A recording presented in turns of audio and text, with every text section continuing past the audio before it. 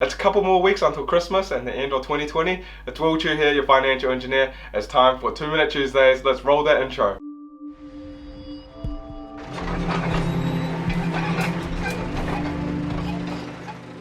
This week's 2 Minute Tuesdays, I'm going to try to stay within that 2-minute time frame. So it's all about how do you buy your next investment property or your first investment property without any deposit. It's all about leverage. So how does leverage actually work? Well, think of it this way.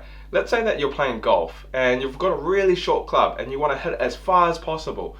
But with that short club, there's only so much distance that you can actually hit.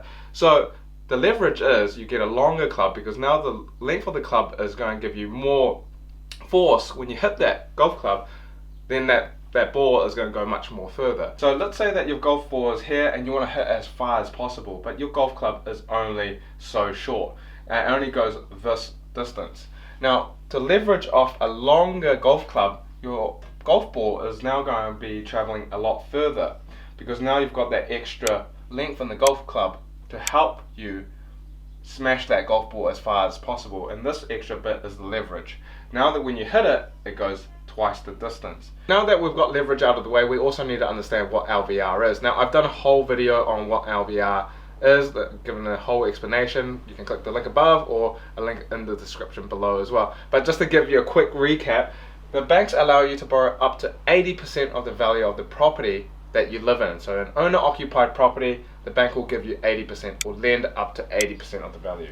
So in this case, let's say that the house is worth $1 million, the bank will give you 80%, in other words, $800,000. That's what the bank will lend you up to. Now, most people would have a home loan on top of it as well. So let's say that your loan is $300,000. So that's what you owe to the bank, your mortgage. Now, that means that you can borrow $500,000. So this is the available equity in the house that you can use to put towards the deposit on your next investment property.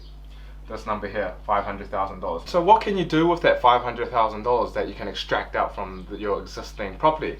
Well, there's two ways you can do it. Well, there's actually multiple ways, but here's a quick example. You can take that $500,000 and buy another big investment property and you can put down $500,000, or you can take that 500, split it into two parts, two equal halves, $250,000 deposit for another house and $250,000 for another house. This is only half the equation.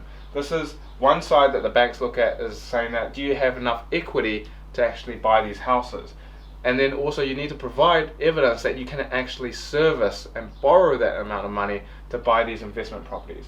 So you need to demonstrate that you can borrow up to $800,000, or in other words, you can actually show to the bank that you can service a $500,000 loan, and then also you need to demonstrate that you can also service this portion of the loan as well. To recap how property investors buy their first homes and how other property investors continually buy new investment properties, is that they understand the power of leverage and also they understand what the LVR limits are and how much they can actually service their mortgage. So again, it all comes down to numbers. At the end of the day, the best way to know how much you can borrow is to speak to a mortgage advisor, and then they'll guide you through the entire process. Now, that is a wrap for this week's 2 Minute Tuesdays. I really do enjoy making these videos, so please do hit that thumbs up and subs if you loved it. I'll see you guys next week.